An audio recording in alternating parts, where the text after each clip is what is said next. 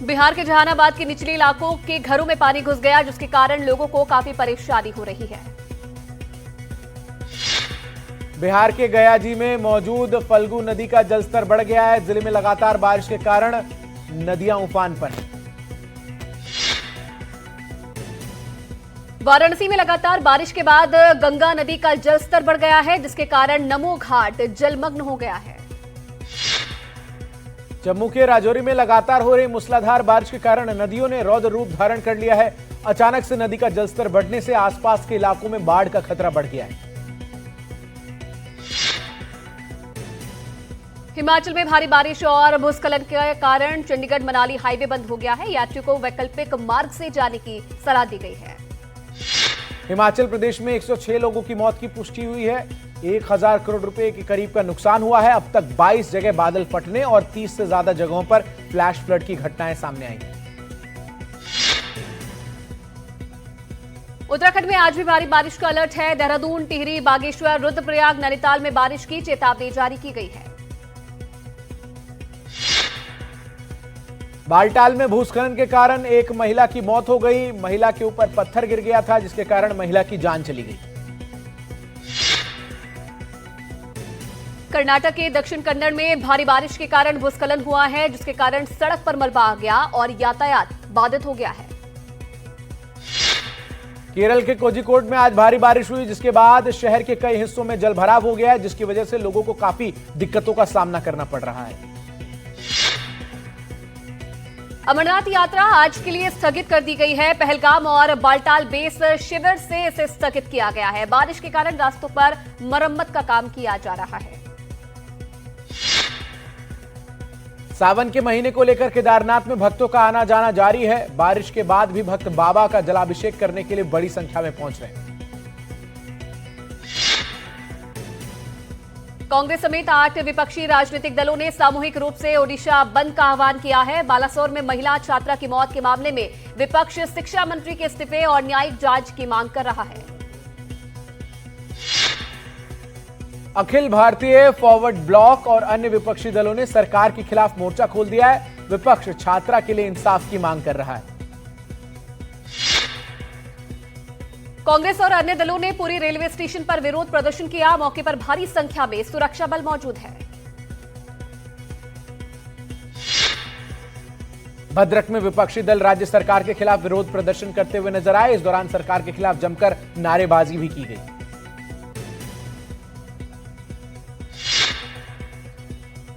भुवनेश्वर में ओडिशा बंद के कारण यात्री बस स्टॉप पर फंस गए। इतना ही नहीं, इसका असर शहर के व्यापारियों पर भी पड़ रहा है।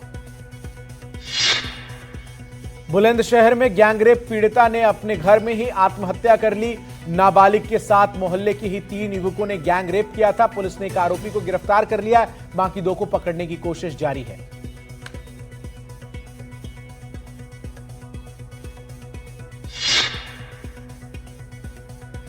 चेन्नई में एक 4th क्लास की बच्ची के साथ रेप का मामला सामने आया है। आरोपी ने बच्ची को रास्ते से अगवा किया था। आरोपी को गिरफ्तार करने की कोशिश जारी है। पटना के पारस हॉस्पिटल में अपराधियों ने एक पेरोल पर बाहर आए आरोपी की गोली मारकर हत्या कर दी। घटना को अंजाम देने के लिए 4 अपराधी आए थे। बिहार के उप मुख्यमंत्री विजय सिन्हा ने एनडीटीवी से कहा कि चुनाव से पहले वातावरण को खराब करने की कोशिश की गई है। तेजस्वी यादव ने इस मामले पर एक पोस्ट किया। तेजस्वी ने लिखा, सरकारी अपराधियों ने अस्पताल में भर्ती मरीज के आईसीयू में घुसकर गोली मारी। बिहार में कोई भी कहीं भी सुरक्षित नहीं है। 2005 से पहले ऐसा होता था जी। निर्दलीय सांसद पप्पू यादव ने भी सरकार पर हमला बोला है। निर्दलीय सांसद ने कहा कि यह बिहार के 13 करोड़ लोगों के जीवन पर हमला है। बिहार में राष्ट्रपति शासन लगना चाहिए।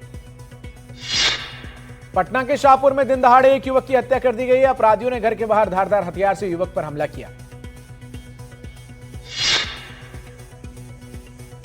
अजमेर में एक भीषण सड़क हादसा हो गया। इसमें 4 लोगों की जान चली गई है और एक व्यक्ति गंभीर रूप से घायल बताया जा रहा है। हापुड़ से 7 दिनों के अंदर 3 लड़कियां गायब हो गई हैं। गांव के ही मुस्लिम युवकों पर इन्हें अगवा करने का आरोप लगा है। फिलहाल एक युवती को पुलिस ने गुजरात से बरामद किया है। छांगुर नेटवर्क की पीड़िता ने कई बड़े खुलासे किए। कहा, धर्मांतरण की आड़ में दरिंदगी की जाती थी, सामूहिक बलात्कार, सिगरेट से जलाना और वीडियो से ब्लैकमेल किया जाता था। धर्मांतरण मामले में ईडी उत्तर प्रदेश के बलरामपुर में 12 और मुंबई में 2 ठिकानों पर छापेमारी कर रही है। हवाला लेन देन से भी जुड़ा है मामला। आरोपी नवीन के खाते से शहजाद शेख नाम के शख्स के बैंक खाते में करीब 2 करोड़ गए थे और इसीलिए मुंबई में बांद्रा और माहिम रिजवी हाइट्स के शहजाद शेख के दोनों घरों में ईडी की सर्च जारी है। बिहार में 1 अगस्त से 125 यूनिट मुफ्त बिजली दी जाएगी। चुनाव से पहले नीतीश सरकार ने बड़ा ऐलान किया। बिहार विधानसभा चुनाव लड़ने को लेकर सस्पेंस जारी रखते हुए कांग्रेस नेता कन्हैया कुमार ने चिराग पासवान के अंदाज में कहा कि वो सभी 283 सीटों पर चुनाव लड़ेंगे। एनडीटीवी से बात करते हुए कांग्रेस नेता कन्हैया कुमार ने कहा, पार्टी कहेगी तो चुनाव लड़ेंगे, पार्टी कहेगी तो प्रचार करेंगे, वॉर रूम का दरबान बनने को भी तैयार है। मौजूदा बिहार के मुख्यमंत्री नीतीश कुमार पर तंज कसते हुए कन्हैया कुमार ने कहा कि अब की बार कम विधायकों के बावजूद नीतीश कुमार को सीएम बनने का मौका नहीं मिलेगा। उनका हाल एकनाथ शिंदे वाला होगा। भिलाई में एक युवक कुत्ते को बचाने के चक्कर में नाले में गिर गया। जब तक उसे अस्पताल पहुंचाया गया तब तक उसकी मौत हो गई। अचानक कुत्ता उसकी गाड़ी के सामने आ गया था। नासिक में कार और बाइक के बीच सीधी टक्कर हो गई। इस हादसे में 7 लोगों की मौत हो गई, साथ ही 2 लोग गंभीर रूप से घायल बताए जा रहे हैं। मुंबई के दादर में किसानों ने प्लास्टिक के फूलों को जलाकर विरोध प्रदर्शन किया। इनका कहना है कि प्लास्टिक के फूलों के कारण प्राकृतिक फूलों की मांग कम हो गई है, जिससे उन्हें भारी नुकसान उठाना पड़ रहा है। महाराष्ट्र के लातूर में बुजुर्ग किसान खेती का खर्चा न उठा पाने के कारण अपने खेत बेच रहे हैं। किसान ने बुआई तो कर ली, लेकिन अब उनके पास खेती के लिए पैसे नहीं है। लातूर में किसान की हालत इतनी खराब है कि वो खुद बैल की जगह खेत को जोतने का काम कर रहा है। महाराष्ट्र में इस साल जनवरी से मार्च तक 767 किसानों ने आत्महत्या की है।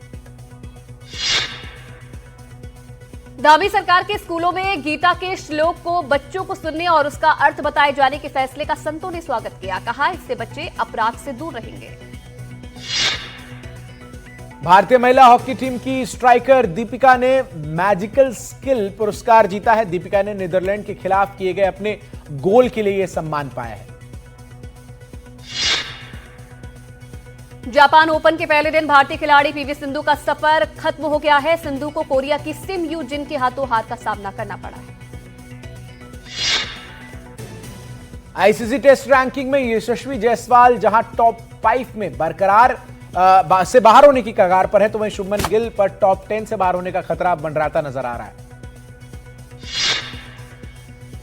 आईसीसी की वार्षिक बैठक आज से शुरू हो रही है। इस बैठक में टेस्ट में 2 टियर सिस्टम से लेकर चर्चा हो सकती है। शोले की 50वीं वर्षगांठ पर ईरान ने अपने अखबार का पूरा एक पन्ना फिल्म को समर्पित किया। धर्मेंद्र अमिताभ बच्चन स्टारर शोले 1975 में रिलीज हुई थी। फरहान अख्तर की आगामी फिल्म 120 बहादुर का टीजर रिलीज होने जा रहा है। इसे थिएटर में ऋतिक रोशन की वॉर 2 के साथ रिलीज किया जाएगा। इस फिल्म को 21 नवंबर को सिनेमाघरों में रिलीज किया जाएगा। उत्तर भारत में बारिश के आसार, गनमास्टर G9 की शूटिंग पर पड़ा है असर। फिल्म की शूटिंग को स्थगित कर दिया गया। फिल्म में इमरान हाशमी और जेनेलिया देशमुख मुख्य भूमिका में है। विजय देवरकोंडा की अपकमिंग फिल्म किंगडम के ओटीटी राइट्स का सौदा हो गया है। ओटीटी प्लेटफॉर्म नेटफ्लिक्स ने 50 करोड़ रुपए में डील फाइनल की है। सलमान खान ने बांद्रा वेस्ट स्थित अपने अपार्टमेंट को बेच दिया है। बॉलीवुड सुपरस्टार ने इसे लगभग 5.35 करोड़ रुपए में बेचा है।